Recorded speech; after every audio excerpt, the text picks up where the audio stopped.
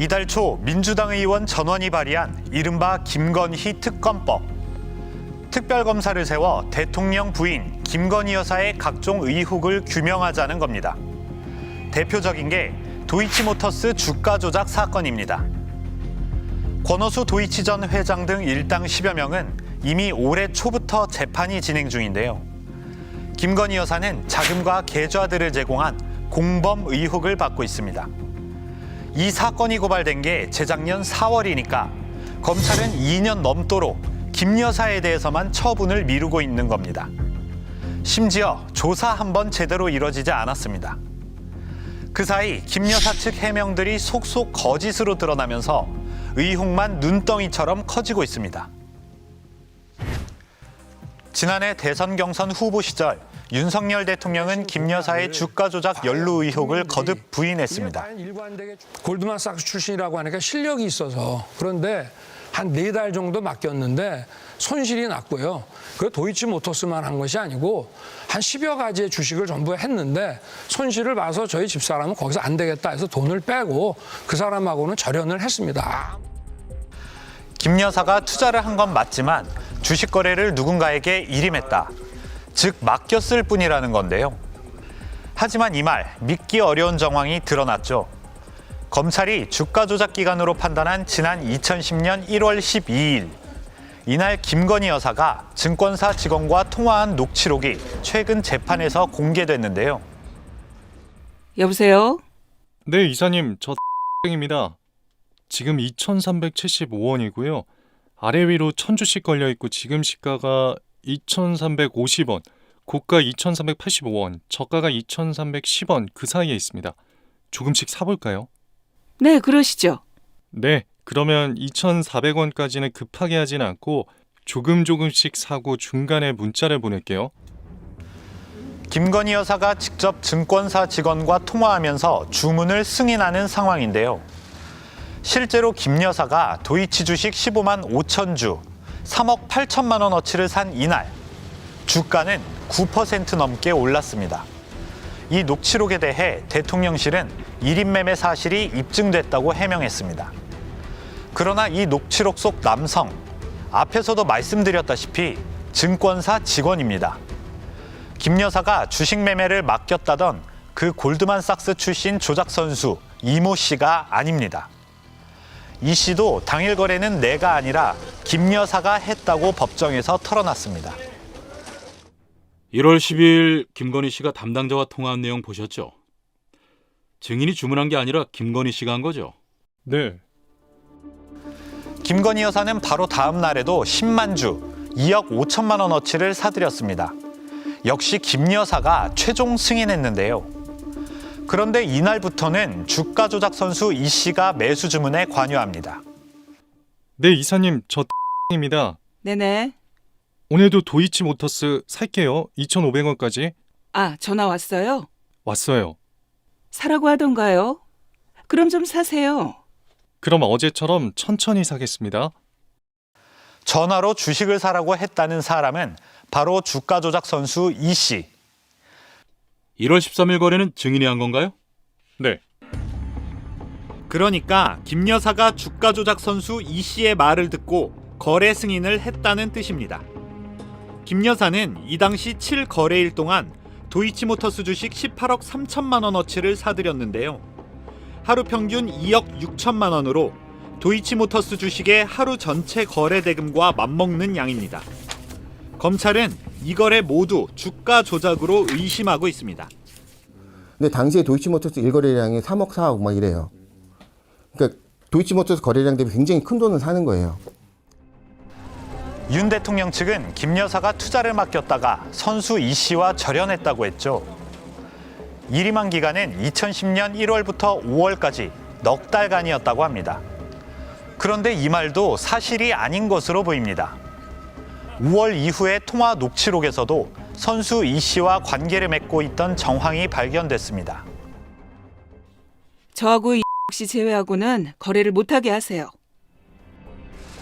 이 씨와는 연을 끊었다고 했는데 오히려 이 사람하고만 거래 권한을 공유하겠다고 한 겁니다. 이처럼 거짓으로 의심되는 해명 또 있습니다. 검찰은 도이치 사건의 전체 주가 조작 기간을 3년으로 파악했는데요. 2009년 12월부터 2010년 8월까지를 1차, 그 다음 달부터 2012년 12월까지를 2차, 이렇게 두 시기로 분류했습니다. 1차 때는 김 여사가 주식을 사들이기만 한 걸로 드러나 있죠. 2차 시기엔 김 여사가 직접 주식을 팔아치우기만 했다. 이게 당초 윤 대통령 측 주장이었는데요. 하지만 검찰은 주가 조작이 이루어진 투자 자문사에서 수상한 엑셀 파일을 확보했습니다. 파일명은 김건희. 김 여사 증권 계좌의 인출 내역과 잔고, 주식 수량 등이 정리돼 있었는데 작성 날짜가 2011년 1월 13일. 2차 시기인 이때도 주가 조작 일당이 김 여사 계좌를 관리하고 있었던 것으로 보입니다. 김 여사가 자신의 주식을 잘못 팔았다며 조작 선수에게 화를 낸 적이 있다. 이런 증언도 나왔습니다. 김건희 씨가 전화가 와서 왜 자기 허락 없이 주식을 팔았냐고 난리쳤던 적이 있어요. 김은 권오수 회장이 시켜서 했는데 자기한테 뭐라 그러더라라고 했고요. 더욱이 김 여사는 2차 주가 조작 투자사에 거액을 빌려준 걸로도 알려져 있는데요. 다리를 놔준 건 이 사건 주범 권오수 당시 도이치 회장이었습니다. 회사에 투자한 적 있죠? 그때 김건희 씨 자금 15억 원을 빌렸죠. 예, 당시 연락을 누가 했습니까? 권오수 회장이 했습니다. 권 회장에게 자금을 부탁했고 권 회장이 자금이 없어서 알아봐 준다고 했습니다. 그 뒤 김건희 씨 자금이 들어와서 민주당은 최근 윤석열 대통령을 검찰에 고발했습니다. 대선 당시 김 여사 관련 해명들이 거짓이라 공직선거법을 위반했다는 겁니다. 이에 대해 윤 대통령은 입장을 유보했습니다. 제가 뭐 제 문제나 이런 걸 가지고 신경 쓸 그럴 상황은 아닌 것 같고 나중에 뭐 적절하게 하겠습니다. 네. 윤 대통령 측의 해명과 별개로 지금부터는 김 여사의 거래 정황을 들여다보겠습니다. 공범으로 처벌이 될지 말지 이걸 판단할 쟁점은요. 간단히 말해 김 여사가 주가 조작 사실을 알았냐 몰랐냐 이겁니다. 해명들이 잇따라 거짓말 논란에 휩싸여도 윤 대통령 측이나 여당은 여전히 이 지점에서 자신감을 보이고 있는데요. 하지만 당시 김 여사의 거래 내역을 보면 의심 가는 대목 한두 곳이 아닙니다. 1차 조작 시기인 2010년 5월 20일 김 여사는 신한증권에 있던 주식을 모두 동부증권으로 옮겼다고 했습니다.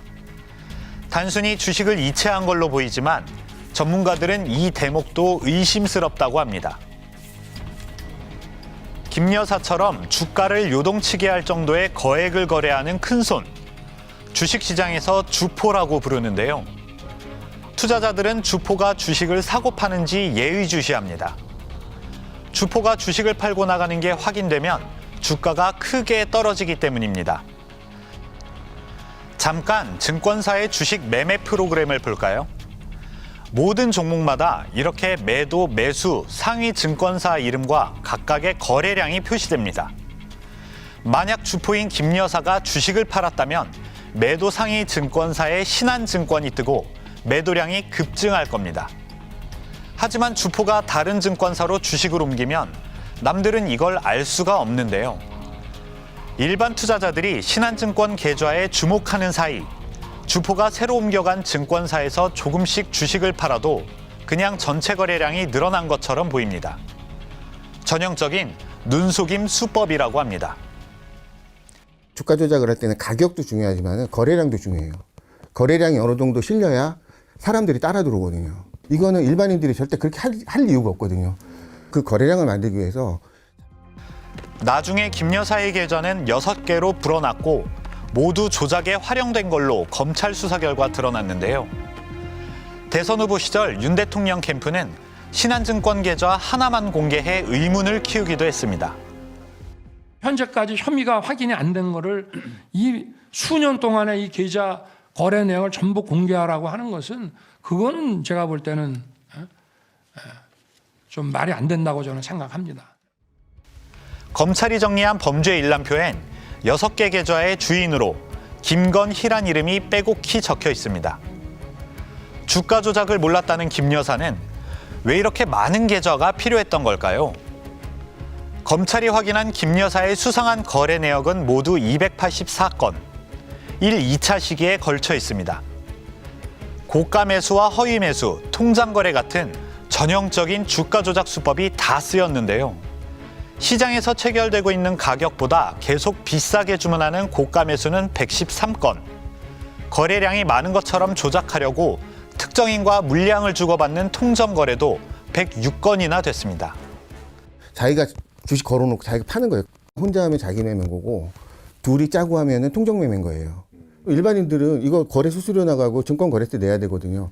절대 이 거래를 안 하거든요. 특히 2차 조작 시기엔 윤 대통령의 장모이자 김 여사 자신의 어머니인 최 모 씨와의 통정 거래도 확인됐는데요. 어머니가 내놓은 주식 6만 2천여 주를 불과 32초 만에 김 여사가 그대로 매수한 겁니다. 보통 이 정도의 이상 거래라면 계좌 주인 김 여사에게 증권사의 경고가 날아들었을 거라고 합니다. 수상한 거래 정황을 김 여사가 모를 수 없다는 뜻이겠죠. 김 여사와 함께 돈을 댄 전주 양모 씨는 실제로 고가 매수를 반복하고 있다며 증권사의 경고를 받은 것으로 확인됐는데요. 김건희 여사의 통장이 범죄의 도구로 이용됐다라는 점도 밝혀져 있기 때문에 주범들과의 어떤 공모 관계에서 이루어진 것인지 아니면 방조범의 차원에서 도움을 준 것인지 아니면 아무런 관련이 없어 무죄인지는 아마 쉽게 수사할 수 있는 내용입니다. 왜 아직도 그 부분에 대해서 조사를 시작하고 있지 않는지 국민적 의혹을 사고 있는 것입니다. 또 다른 의혹도 있습니다. 김건희 여사는 2차 조작 시기인 지난 2010년 말부터 2011년 초까지 서울대 인문대 최고 지도자 인문학 과정을 수료했는데요. 당시 원우수첩엔 김 여사가 현 도이치모터스 제품 및 디자인 전략팀 이사라고 적혀 있습니다. 앞에서 본 녹취록에서도 증권사 직원이 김 여사를 이사님이라고 불렀죠. 네, 이사님, 저 입니다. 네네. 이 때문에 당시 미공개 정보를 이용한 내부자 거래 가능성도 제기되고 있습니다. 그러나 김 여사 측은 무보수 비상근직 이사였을 뿐이라며 선을 그었는데요. 대법원 판례라든지 아니면 내부자 범위를 상근하든지 안 하든지 그걸 구분 안 하고 있거든요. 미공개 정보를 이용했느냐 이게 더 관건인데 도이치모터스 회장의 소개로 거의 전수를 통해서 주식을 사게 된 거란 말이에요. 충분히 내부 정보를 이용할 수 있는. 도이치모터스 주가 조작 사건은 지난 2019년 어느 경찰관이 제보한 내사 보고서를 통해 알려졌습니다. 권오수 회장이 전화해서 합동사거리로 나갔는데 그 자리에 김건희 씨가 있었습니다. 권 회장은 회사가 좋아질 것이라고 말했고 김건희 씨가 그렇게 회사가 좋아지면 회사 주식을 사야 되는 것 아니냐. 신한투자증권에 돈이 10억 원 정도 있는데 그걸로 주식을 사봐야겠다라면서 저한테 주문을 내달라고 했습니다.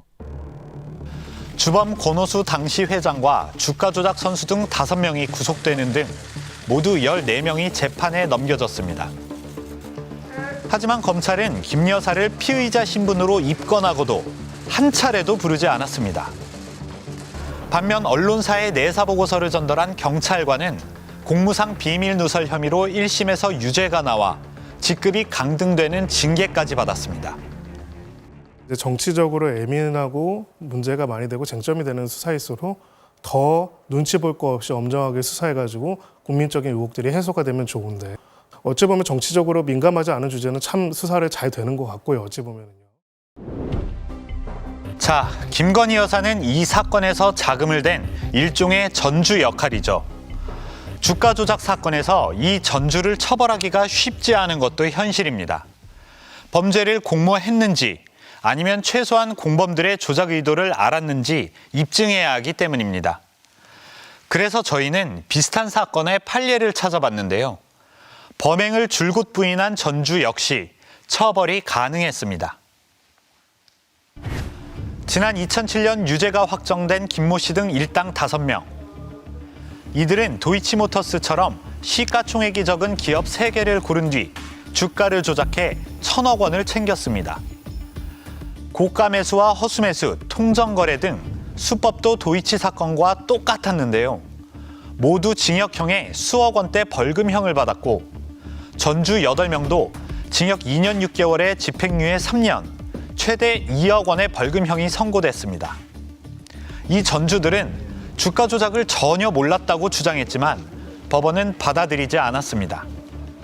재판부는 증권사 투자 상담사가 아닌 개인에게 증권 계좌 운용을 맡긴 점, 또 수상한 거래로 증권사의 경고를 받은 점 등으로 미뤄 주가 조작을 알았을 거라고 판단했습니다. 범행을 부인한 조작 선수 일부에 대해서도 대법원은 미필적으로나마 주가 조작 범행을 인식했고 범행에 가담할 의사도 있었다고 최종 판결했습니다. 주가 조작에 가담한 전주가 비록 그 범행을 부인했다 하더라도 징표만을 갖고도 충분히 주가 조작을 알았을 미필적 고의가 있다라고 해서 유죄를 내린 판결입니다. 이번에 김건희 씨 주가 조작 거래를 보면 전주의 특성과 함께 시세 조정을 하는 그런 특성 모두를 갖고 있습니다. 그래서 이건 반드시 수사되어서 기소되면 충분히 유죄가 나올 사안이라고 판단합니다. 실제로 도이치 사건에서도 전주 한 명이 재판에 넘겨져 있는데요. 당사자는 혐의를 부인하고 있지만 검찰은 그가 고가 매수 같은 시세 조정 주문을 한 것으로 판단했습니다. 도이치모터스 사건은 이제 처벌 가능한 시간이 얼마 남지 않았습니다. 공소시효가 오는 12월, 석 달 앞으로 다가온 겁니다. 따라서 검찰이 시간만 끌다가 수사를 흐지부지 끝낼 거란 우려가 나옵니다. 스트레이트는 검찰에 김 여사에 대한 수사를 언제까지 할 건지, 또 공소시효는 어느 시점에 만료되는지 물어봤는데요. 검찰은 김건희 여사 처분에 대해선 수사 중인 사항이라 답변할 수 없다고 했습니다. 다만 재판 중인 다른 피고인들과의 공범 관계가 인정될 경우 이들의 확정 판결 때까지 김 여사의 공소시효는 정지된다고 설명했습니다. 김 여사가 공범으로 인정된다면 시간을 더 벌 순 있지만 검찰이 김 여사를 무혐의 처분할 경우 12월 안에 결론을 내야 하는 겁니다. 지난해 말 검찰은 도이치 주가 조작 관련자 10여 명을 기소하면서 국민적 의혹이 있는 주요 인물, 즉 김건희 여사의 가담 여부는 계속 수사하겠다고 밝힌 바 있는데요. 그 뒤 한동훈 법무장관은 취임하자마자 증권범죄 합동수사단까지 부활시키며 시세조종 등 금융증권범죄를 엄단하겠다고 했죠. 하지만 피의자 신분의 김건희 여사는 수사 2년 반이 다 되도록 왜 처분이 늦어지는 건지 궁금증만 커져가고 있습니다.